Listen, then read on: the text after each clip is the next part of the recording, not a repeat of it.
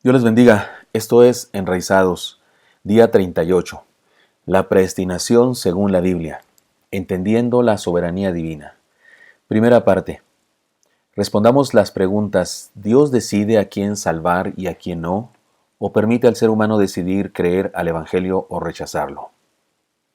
Debemos iniciar diciendo que Dios no hace acepción de personas y, según la palabra, no quiere que ninguno se pierda. El Señor no retarda su promesa, según algunos la tienen por tardanza, sino que es paciente para con nosotros, no queriendo que ninguno perezca, sino que todos procedan al arrepentimiento. Segunda de Pedro 3:9. Antecedentes. En la historia de la teología cristiana existe una controversia respecto a estas preguntas. Los puntos extremos se pueden identificar como calvinismo y arminianismo. El calvinismo y el arminianismo son dos sistemas de teología que explican a su manera la relación entre la soberanía de Dios y la responsabilidad humana con respecto a la salvación. El calvinismo es llamado así por Juan Calvino, teólogo francés que vivió de 1509 a 1564. El arminianismo es llamado así por Jacobo Arminio, un teólogo holandés que vivió en 1560 a 1609. Ambos sistemas pueden sintetizarse en 5 puntos que podemos ver en el siguiente cuadro. Les cuento. Del lado del arminianismo, la depravación del hombre es parcial. La depravación parcial dice que cada aspecto de la humanidad está contaminado por el pecado, pero no al extremo de que sea incapaz de colocar su fe en Dios por su propia voluntad.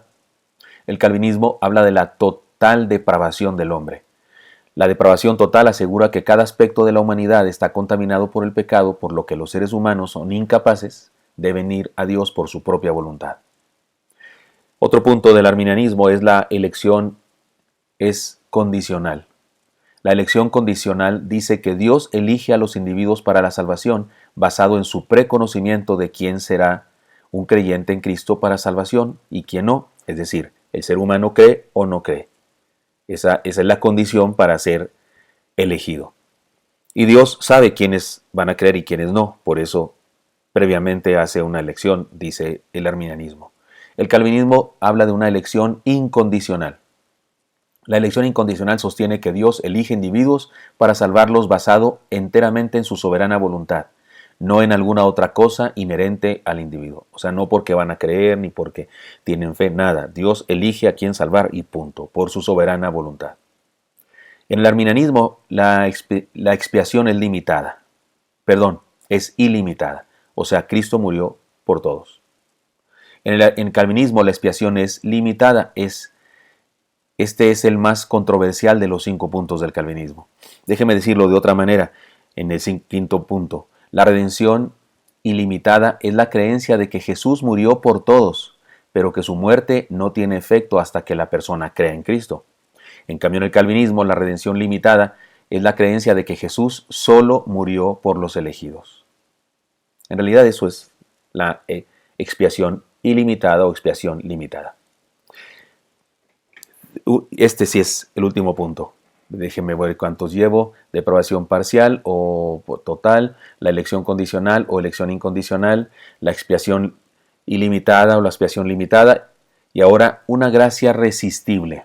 En el arminianismo se habla de una gracia resistible. La gracia resistible sostiene que Dios llama a todos a la salvación, pero que mucha gente resiste o rechaza ese llamado.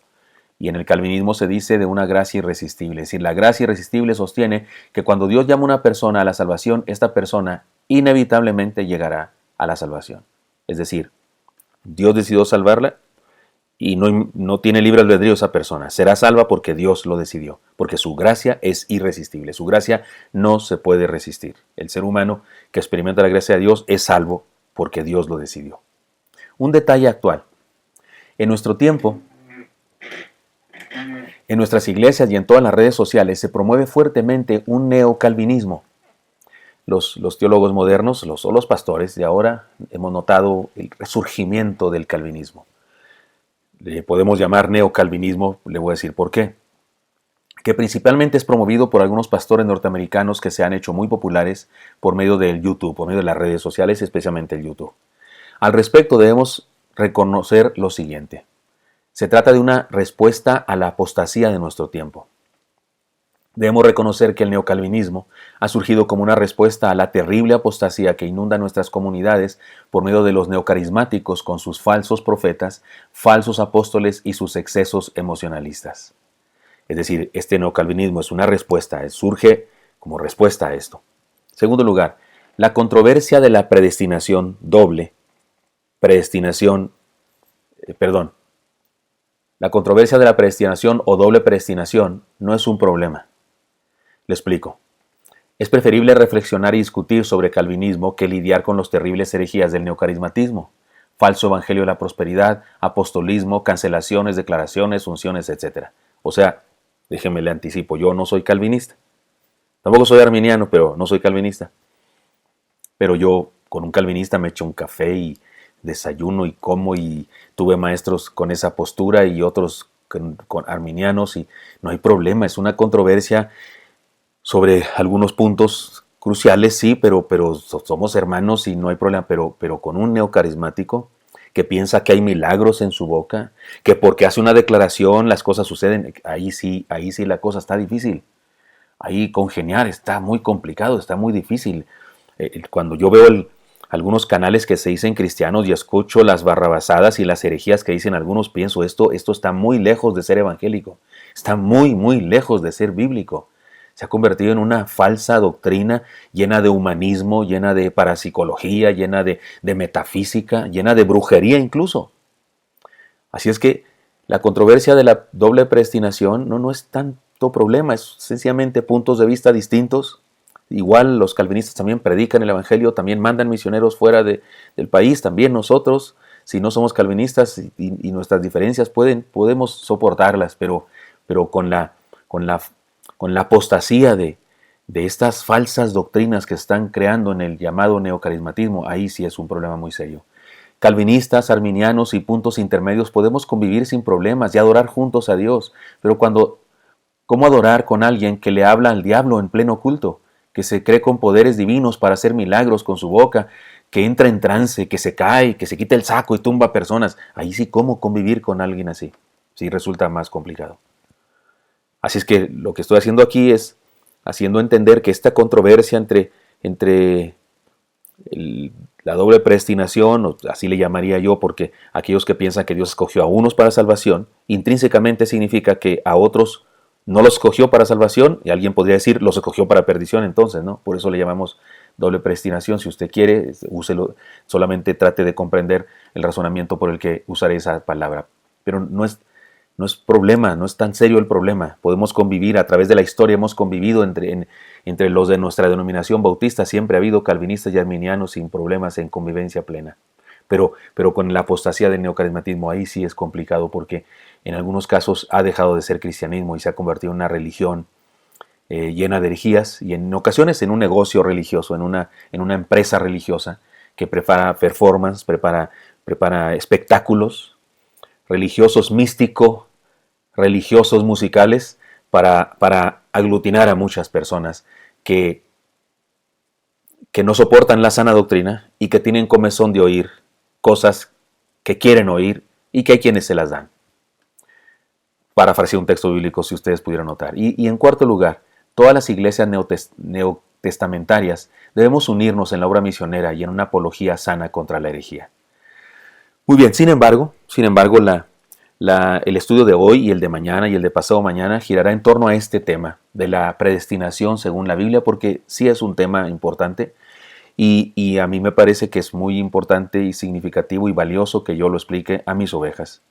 Y por eso esto surgió para mis ovejas en una campaña que tenemos que se llama Enraizados. Usted que no es miembro de la Iglesia Australia, pero recibe esto, pues por eso usted trate este asunto como usted quiera. Escúchelo y quédese con lo que usted quiera.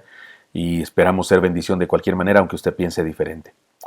En esta campaña Enraizados ya abordamos durante toda una semana la doctrina de la salvación y también hicimos declaraciones sobre la doctrina del libre albedrío. Sin embargo, en vista de la gran promoción que se hace en nuestros días a la postura calvinista de la predestinación, conviene que compartamos lo que dice la Biblia al respecto. Abordemos el pasaje parte por parte y un pasaje que voy a exponer ante ustedes, y lo abordaremos parte por parte y puntualizaremos en las enseñanzas que iremos encontrando. La verdad de Dios La verdad de Dios sobre la elección, la verdad de Dios sobre la predestinación, y al encontrar la enseñanza, vivámosla y defendámosla. Por eso hagamos un análisis de Romanos capítulo 9. Primeramente, les propongo todo Romanos capítulo 9, lo vamos a estudiar parte por parte. Y les voy a ir leyendo el pasaje y luego vamos a ir diciendo las enseñanzas que presenta. Quiero decirles que este es uno de los pasajes que más utilizan las personas que tienen una postura calvinista para enseñar su doctrina. Verdad digo en Cristo, no miento, y mi conciencia me da testimonio en el Espíritu Santo, que tengo gran tristeza y continuo dolor en mi corazón, porque deseara yo mismo ser anatema, separado de Cristo por amor a mis hermanos, los que son mis parientes según la carne, que son israelitas, de los cuales son la adopción, la gloria, el pacto, la promulgación de la ley, el culto y las promesas, de quienes son los patriarcas y los cuales, según la carne, vino Cristo, de quienes son los patriarcas y de los cuales según la carne vino Cristo, el cual es Dios sobre todas las cosas, bendito por los siglos. Amén. Romanos 9, 1 al 5. Es la introducción del discurso de Pablo y nos plantea las siguientes cosas. Pablo desea con pasión que sus parientes paisanos se conviertan. Él desea que sus parientes, judíos, pueblo de Dios, pueblo santo de Dios, pueblo escogido de Dios, el apóstol Pablo anhela con todo su corazón que se conviertan. Incluso metafóricamente dice que preferiría él ser cortado con tal que ellos creyeran, ser anatema, cortado. Los israelitas experimentaron la bendición de la predestinación, la adopción, la gloria, el pacto, la ley, el culto, las promesas, patriarcas, ascendencia del Mesías. Todo eso eran los hebreos, estos de los que habla Pablo. Pero también dice el pasaje que Cristo está por encima de todo eso. No perdamos de vista estas verdades con las cuales Pablo se introduce.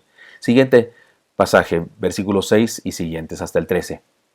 No que la palabra de Dios haya fallado, porque no todos los que descienden de Israel son israelitas, ni por ser descendientes de Abraham son todos hijos, sino en Isaac te será llamada descendencia. Esto es, no los que son hijos según la carne son hijos de Dios, sino que los que son hijos según la promesa son contados como descendientes, porque la palabra de la promesa es esta: por este tiempo vendré y Sara tendrá un hijo, y no solo esto, sino también cuando Rebeca concibió de uno de Isaac nuestro padre, pues no había aún nacido ni habían hecho aún ni bien ni mal, para que el propósito de Dios, conforme a la elección, permaneciese, no por las obras, sino por el que llama. Se lo dijo, el mayor servirá al menor, como está escrito, a Jacob amé, mas a Esaú aborrecí. Romanos 9, 6 al 13. Entendamos la cuestión de amor versus aborrecimiento, porque aquí está, esta es la clave, y esto es lo que usan los calvinistas para decir que Dios escoge a unos para salvación y a otros no los escoge. Diríamos nosotros, entonces los escogió para perdición, ¿verdad? Pero el pasaje está serio, bravo, como dicen, y culmina peor diciendo, como está escrito, a Jacob amé, mas a Esaú aborrecí.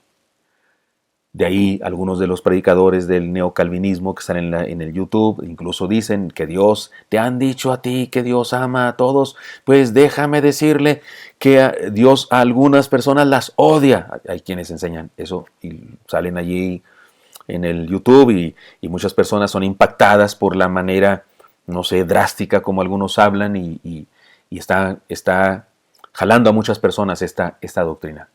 Entendamos entonces la cuestión de amor versus aborrecimiento. ¿A quién ama Dios según el testimonio de la palabra? Según el testimonio de la Biblia. ¿A quién ama? ¿A quién le da la gana? ¿A quién Él quiere? O sea, Dios sí hace acepción de personas. O sea, resulta que los papás no debemos amar más a un hijo que a otro. Cualquiera de nosotros estará de acuerdo en que Jacob hizo mal al preferir a su hijo José por sobre sus demás hijos. Y nosotros decimos, si usted tiene 3 hijos y alguien le pregunta, ¿usted quiere más a uno de los 3? Usted dice, no, por supuesto que no, yo quiero a todos. Pero resulta que Dios sí, a unos los quiere y a otros no los quiere. ¿Es eso lo que dice el pasaje? Me parece que no. Me parece que todo el testimonio de la Biblia, desde el Génesis hasta el Apocalipsis, dice que no. Eso no es lo que dice la palabra. Y entonces, ¿qué quiere decir aquí a Jacob amé y a Esaú aborrecí? Estudiémoslo. Que la Biblia nos responda. ¿A quiénes ama Dios según el testimonio de su palabra? Que la Biblia nos responda. La Biblia dice que Dios ama a los que viven la fe voluntariamente. Cada uno dé como propuso en su corazón, no con tristeza ni por necesidad, porque Dios ama al dador alegre.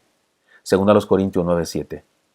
Es decir, Dios sí ama a las personas y manifiesta su amor a las personas con ciertas características. Ama a todos, por supuesto. Ahorita leeremos otros pasajes que hablan de eso. Pero si tratamos de interpretar este texto que dice a Jacob amé y a Esaú aborrecí, ¿de qué habla? Bueno, el testimonio de la palabra dice también que Dios ama al dador alegre, es decir, ama a las personas que viven la fe voluntariamente. A quien guarda su palabra ama a Dios. Respondió Jesús y le dijo, el que me ama, mi palabra guardará y mi Padre le amará y vendremos a él y haremos morada con él. El que no me ama no guardará mis palabras y la palabra que habéis oído no es mía, sino del Padre que me envió. Juan 14, 23 al 24. Ahora pensemos, ¿a quiénes aborrece Dios? Porque el texto dice, a Jacob amé, a Esaú aborrecí. ¿A quiénes aborrece Dios? A quien escoge el mal como estilo de vida. Porque Jehová Dios de Israel ha dicho que él aborrece el repudio y al que cubre de iniquidad su vestido, dijo Jehová de los ejércitos, guardaos pues en vuestro espíritu y no seáis desleales. Habéis hecho cansar a Jehová con vuestras palabras y decís, ¿en qué le hemos cansado? En que decís, cualquiera que hace el mal agrada a Jehová y en los tales se complace. O si no, ¿dónde está el Dios de justicia? Malaquías 2, 16 al 17. ¿A quienes aborrece Dios? A quienes escogen el mal como estilo de vida. Al que ama lo malo por voluntad propia. Jehová prueba al justo, pero al malo y al que ama la violencia, su alma lo aborrece. Salmo 11, 5. Ahora bien, la Biblia dice que Dios ama a todos y lo leeremos, bueno, se los digo de una vez, el texto más famoso de la Biblia, Juan 3:16, porque de tal manera amó Dios al mundo, de tal manera amó Dios al mundo, punto. Ahí no dice otra cosa, Dios ama al mundo, Dios ama a cada ciudadano del planeta, a todos. Sin embargo, es un hecho que aquí cuando usa la palabra que ama a uno y que aborrece a otro, está seguramente hablando de las consecuencias. Las consecuencias que uno experimenta cuando ama la maldad, experimenta maldad y desgracia, y puede interpretarse como aborrecimiento de parte de Dios. Y si uno ama la verdad, no la aborrece, ama la verdad, entonces uno experimenta bendición de Dios, y eso se interpreta como que Dios nos ama, y sí nos ama, porque en realidad ama a todos. Pero no todos experimentan su amor, no todos reciben su amor, no todos hacen efectivo su amor en su vida, y no lo hacen efectivo por causa de su comportamiento. Así es que me parece que eso nos va dando luz acerca de esta parte de aborrecí a uno y amé a otro. La pregunta trascendente, ¿aborreció Dios a Esaú y amó a Jacob por su sola e intransigente decisión? Si respondemos que sí, ¿qué hacemos con estas ideas que nos revelan la palabra de Dios y que nos habla de un Dios que no hace acepción de personas? ¿Qué hacemos con estos textos? Porque está escrito, sed santos porque yo soy santo, invocáis por Padre a aquel que sin acepción de personas juzga según la obra de cada uno, conducíos en temor todo el tiempo de vuestra peregrinación. ¿Qué hacemos con este texto que dice que Dios ama sin acepción de personas? Otro que dice, y todo lo que hagáis, hacedlo de corazón como para el Señor y no para los hombres, sabiendo que del Señor recibiréis la recompensa de la herencia, porque a Cristo el Señor servís. Mas el que hace injusticia recibirá la injusticia que hiciere, porque no hay acepción de personas. Ahí acaba, Colosenses 3, 23, 25. ¿Qué hacemos con este texto? Y con este otro, y vosotros, amos, haced con ellos lo mismo, dejando las amenazas, sabiendo que el Señor de ellos y vuestro está en los cielos, y que para Él no hay acepción de personas. Pero por tu dureza y por tu corazón no arrepentido, atesoras para ti mismo ira para el día de la ira y de la revelación del justo juicio de Dios, el cual pagará a cada uno conforme a sus obras.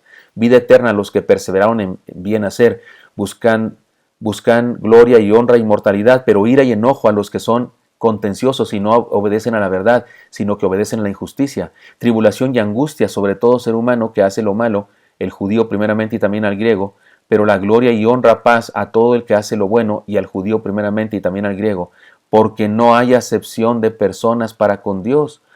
Y si usted va al diccionario y trata de interpretar qué quiere decir acepción de personas, significa que Dios no hace un juicio parcial jamás. Su juicio es imparcial siempre.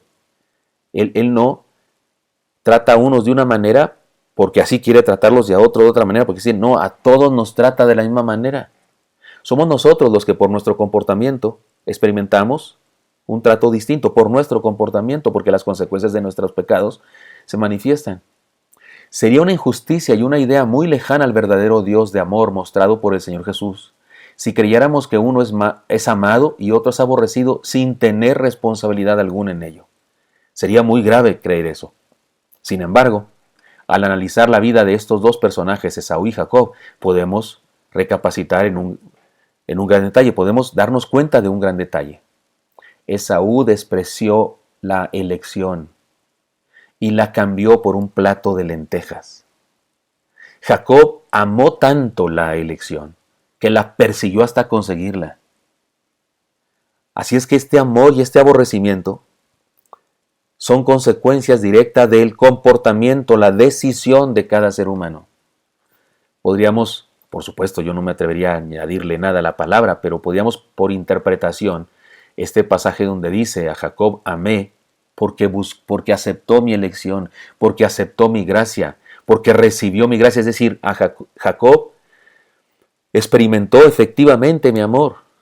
Y podemos decir, y a Esaú aborrecí a pesar de que lo amé, a pesar de que yo deseaba salvarlo, a pesar de que yo deseaba usarlo, él rechazó la elección.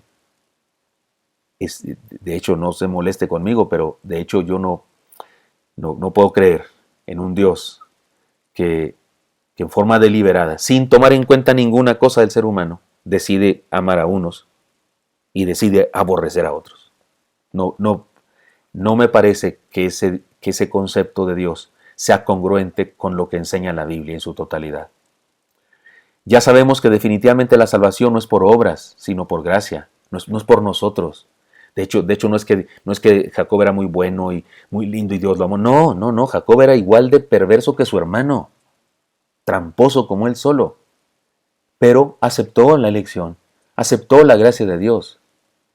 De hecho, aceptó la influencia del Espíritu Santo en su vida hasta buscar con afán eso.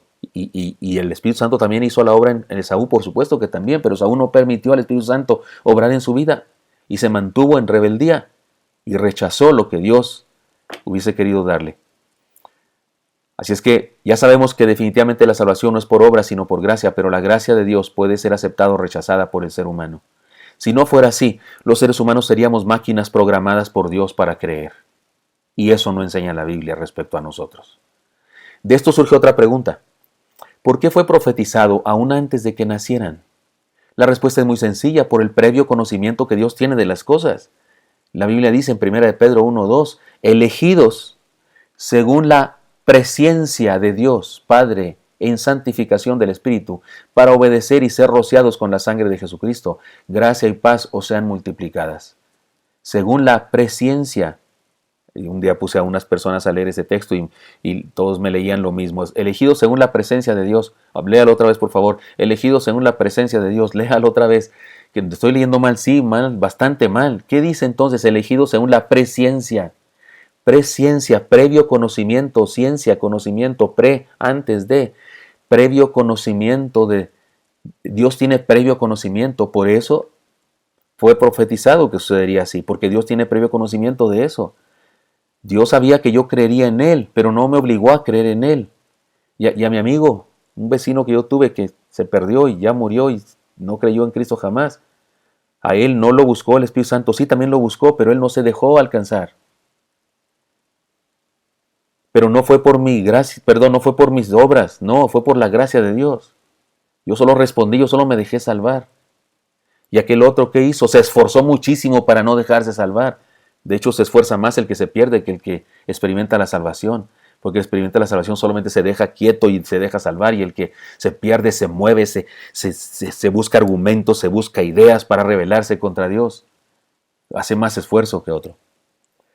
Sigamos con nuestro análisis del texto. ¿Qué pues diremos? ¿Que hay injusticia en Dios? En ninguna manera. Pues a Moisés dice, tendré misericordia del que yo tenga misericordia, y me compadeceré del que yo me compadezca. Así que no depende del que quiere ni del que corre, sino de Dios que tiene misericordia. Romanos 9, 14 al 16.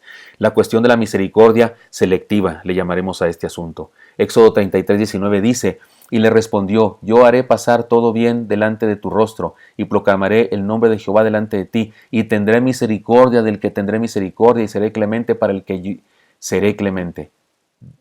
¿De quién tiene Dios misericordia y de quién no tiene misericordia? Preguntémonos eso y vayamos a otros textos de la Biblia para entender por qué de unos tiene misericordia y de otros no. De quiénes tiene y de quiénes no tiene. ¿Lo dice la Biblia? Sí, sí lo dice. Dios tiene misericordia de los arrepentidos. Dice la Biblia, los sacrificios de Dios son el espíritu quebrantado, al corazón contrito y humillado, no despreciarás tú, oh Dios. Salmo 51, 17. Dios no tiene misericordia. Dios no tiene misericordia de los que están metidos en la cultura del pecado, estilo de vida. Están hasta las cachas, están hasta la coronilla en el pecado por voluntad propia. Decid a vuestros hermanos, a mí y a vuestras hermanas, Ruama, contended con vuestra madre, contended porque ella no es mi mujer ni yo su marido. Aparte pues sus fornicaciones de su rostro y sus adulterios de entre sus pechos, no sea que yo la despoje y desnude, la ponga como el día en que nació, la haga como un desierto, la deje como tierra seca y la mate de sed. Ni tendré misericordia de sus hijos porque son hijos de prostitución. Oseas 2, 1 al 4. Está fuerte este pasaje, ¿no es cierto? No nos confundamos, la frase hijos de significa de la misma naturaleza. Así que no habla de juzgar a los hijos por los pecados de los padres. No, no, no. Los hijos estaban metidos en la misma cultura de pecado. Habla de juzgar de la misma manera a los que se comportan de la misma manera que sus padres. ¿De quiénes tiene misericordia Dios? De los arrepentidos. ¿De quiénes no tiene misericordia? De los no arrepentidos. De los que viven en la maldad y están contentos con eso. Dios tiene misericordia de los que regresan a Él. En aquel tiempo dice Jehová, me llamaréis Ishi, y nunca más me llamarás Baali, porque quitaré de su boca los nombres de los Baales y nunca más se mencionarán sus nombres. En aquel tiempo haré para ti pacto con las bestias del campo, con las aves del cielo y con las serpientes de la tierra, y quitaré de la tierra arco y espada y guerra, y te haré dormir segura, y te desposaré conmigo para siempre, te desposaré conmigo en justicia, juicio, benignidad y misericordia, y te desposaré conmigo en fidelidad, y conocerás a Jehová. En aquel tiempo responderé, dice Jehová, yo responderé a los cielos, y ellos responderán a la tierra, y la tierra responderá al trigo, al vino, al aceite, y ellos responderán a Jezreel, y la sembraré para mí en la tierra, y tendré misericordia de Lo Ruama, y diré a Lo Ami, tú eres pueblo mío, y él dirá, Dios mío. Esto está en Oseas 2, 16 al 23, y es lo opuesto al anterior pasaje, porque aquí hay arrepentimiento y hay búsqueda de Dios, y entonces Dios dice que tendrá misericordia y restaurará. Dios tiene misericordia de los que regresan a Él. Su misericordia es soberana, es decir, su misericordia se muestra de acuerdo a sus designios, sus parámetros, su ley. Su misericordia y su justicia no se contradicen, sino que integran en su perfecta voluntad, se integran en su perfecta voluntad. El texto no nos dice que Él hace acepción de personas. Todo lo contrario, dice que Él tiene misericordia de acuerdo a su carácter moral, de acuerdo a su derecho establecido por Él mismo. Así es que esa controversia de la misericordia selectiva está resuelta. ¿De quiénes tiene misericordia de Dios? De los que se arrepienten, de los que vuelven a Él, de los que le buscan. ¿Y de quiénes no tiene misericordia? Pues de los que no le buscan, de los que no se arrepienten, de los que siguen metidos en el pecado. Entonces su misericordia no es arbitraria. No es porque le dio la gana a una persona y de la otra hizo acepción de personas. No, es soberana en relación a sus leyes. Es soberana en relación a sus designios. Él dijo eso. Él dijo eso, el alma que pecare, esta morirá, pero también dijo que al que lo busque y se arrepienta y venga a Él, le perdonará y sus pecados negros serán purificados tan blancos como la nieve y tan blancos como la lana si fueran rojos como el carmesí. Es decir, su misericordia sigue siendo soberana, pero de acuerdo a las leyes que Él mismo estableció. Por todo ello, podemos hacer las siguientes declaraciones de fe. Fuimos predestinados en Cristo. Es decir, Dios estableció que si creemos en su Hijo seremos salvos. Esta es la predestinación de la que habla la Biblia. Predestinados en Cristo. El Señor todo lo sabe, así que tiene previo conocimiento de aquellos que vamos a creer. Y los que no van a creer también, Él lo sabe. Razón por la cual preparó un proyecto de vida para los que habríamos de creer. Y para quienes no habrían de creer, los deja vivir en las consecuencias de sus acciones.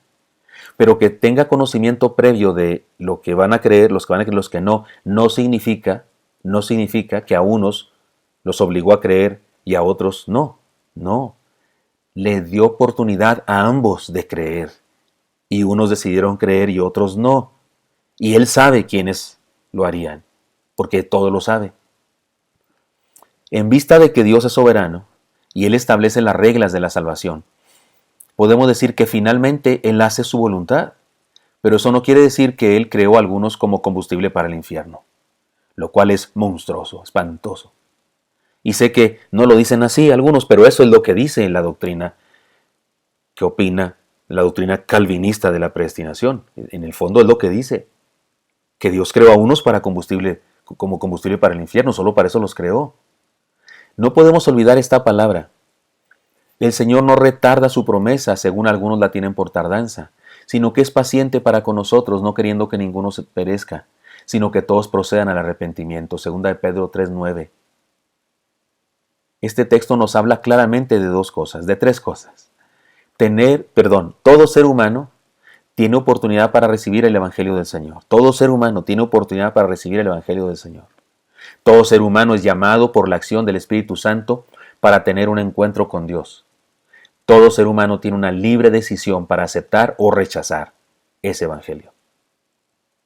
Conclusión de esta parte, si usted dice, oiga, no hemos terminado Romanos 9, tiene razón, pero sería tomar mucho tiempo si lo estudiamos todo. Así es que mañana seguiremos adelante, no se preocupe. Todavía tengo más cosas que decir sobre esta doctrina. Conclusión.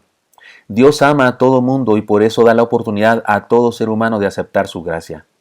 En vista de nuestra limitada capacidad para entender a Dios, cuando hablamos de Él, usamos antropomorfismos, es decir, le atribuimos forma humana a Dios, manos, ojos, boca, etc. Y también usamos antropopatismos, es decir, le atribuimos a Dios sentimientos humanos. Esta es la razón por que la Biblia dice que aborrece o ama, porque los humanos aborrecemos y amamos, pero no debemos olvidar que también dice, de tal manera amó Dios al mundo, Juan 3:16. Así que tengamos cuidado con esa interpretación de las palabras, porque, mire, la Biblia dice que Dios no es hombre para que mienta, ni hijo de hombre para que se arrepienta. Sin embargo, en el Génesis dice que Dios se arrepintió de haber creado la raza humana. Eso sería un error garrafal, diríamos que la Biblia se contradice. No, no se contradice. Es que ahí donde dice que Dios se arrepintió es un antropopatismo. Es darle a Dios un sentimiento humano. Como no sabemos qué sintió Dios, cuando toda la raza humana se desvió y se corrompió, y cómo interpretar qué sintió Dios si Él es Dios. Entonces la única forma que tenemos de interpretar qué sintió Dios es experimentar, es decir, lo que sentiríamos nosotros si nos pasara lo mismo. Y por eso le atribuimos a Dios el sentimiento de arrepentimiento, o la acción, o la condición, o la experiencia de arrepentimiento. Se le atribuimos a Dios, aunque no es verdad. Dios no se arrepintió de haber creado la raza humana. No, es una figura literaria que, no pudiendo explicar qué le pasó a Dios cuando vio el desastre de la humanidad, decimos que se arrepintió. Pero otro pasaje dice que no es hijo de hombre para que mienta, que no es hombre para que mienta, ni hijo de hombre para que se arrepienta.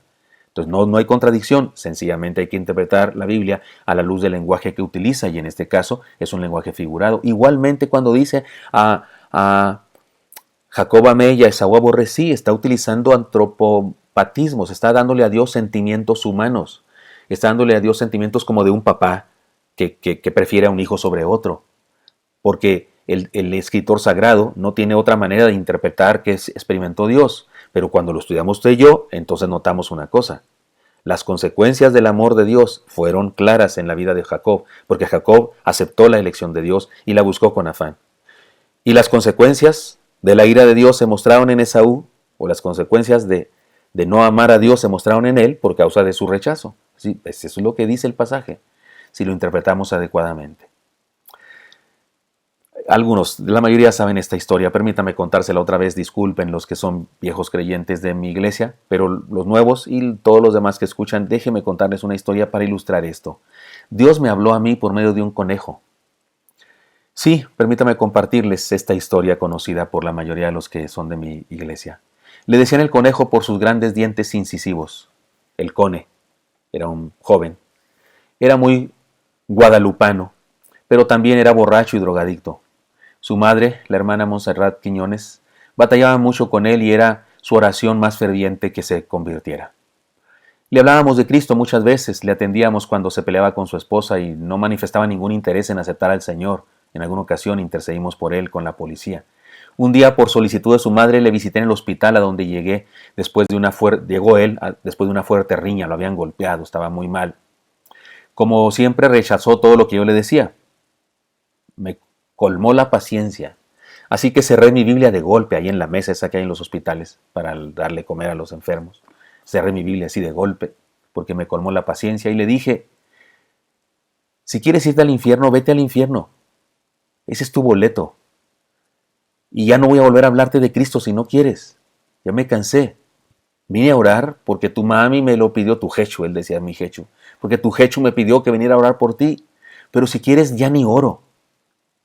Estaba por salirme de la habitación del hospital cuando me dijo, con su voz aguardientosa de cholo, de pachuco de esa época, me dice, paz, paz, así me dicen el paz. Paz, no se desanime, sígale, uno de estos días me convierto. Eso me dijo, yo volteé para todas partes y dije, Señor, si a Balaam le habló una burra, a mí me está hablando un conejo. Porque no podía ser él, no podía ser el con el que me estaba hablando, era Dios.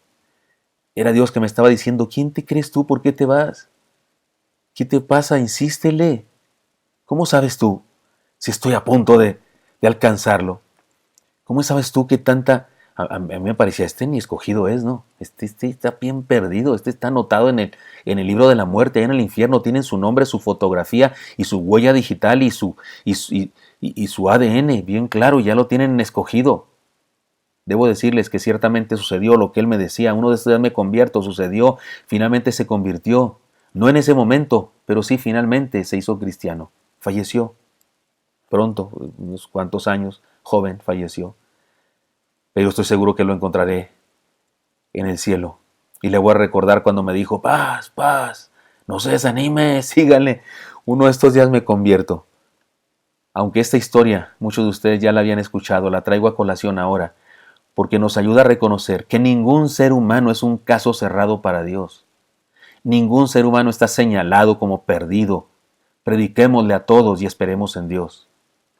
La idea de un Dios que ama a unos seres humanos y aborrece a otros, que tiene misericordia de unos y que no tiene misericordia de otros por sus purititos fueros, y que no tiene nada que ver con el ser humano y su condición y su acercamiento o alejamiento, solo porque es su voluntad, y que ha creado a unos seres humanos para ir al cielo y a otros para ir al infierno, no es una idea que pueda corroborarse en la Biblia.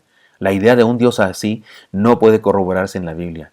Y ese perfil de Dios no es congruente con el Dios de amor del que nos habla la palabra, especialmente con el Dios de amor del que nos habla el Señor Jesucristo. La Biblia dice, para que todo aquel que en Él cree, para que todo aquel que en Él cree, no dice para que aquellos a los que Dios destinó para que creyeran, para que aquellos a los que Dios con su gracia va a obligar a creer. No, dice, para que todo aquel que en Él cree, y creer es un acto de voluntad, es una decisión personal que un ser humano lleva a cabo porque Dios sí le dio libre albedrío. Ya lo estudiamos eso antes. Muy bien, perdonen la emoción que le pongo con este tema, pero es que sí me emociona y sí me parece muy importante y muy delicado y urgente que lo estudiemos. Ovejas mías de la iglesia de la que soy pastor, sé que hemos estudiado esto antes en el libro, en la campaña Misión Jesucristo, pero ahora lo estoy explicando por primera vez. Me están ustedes oyendo con explicaciones tan puntuales y tan exhaustivas, porque miren, todavía no acabamos el estudio, nos quedan 2 devocionales más, así es que sigan conmigo por favor, y hermanos y amigos de otras congregaciones o amigos que no van a ninguna iglesia, Dios te ama y no eres un caso cerrado para Dios. Y fuiste destinado para recibir la gracia de Dios. Y tienes permiso y libre albedrío de decir sí a la gracia de Dios. No te tardes. Dile que sí al Señor. Él no quiere que ninguno se pierda. Muy bien.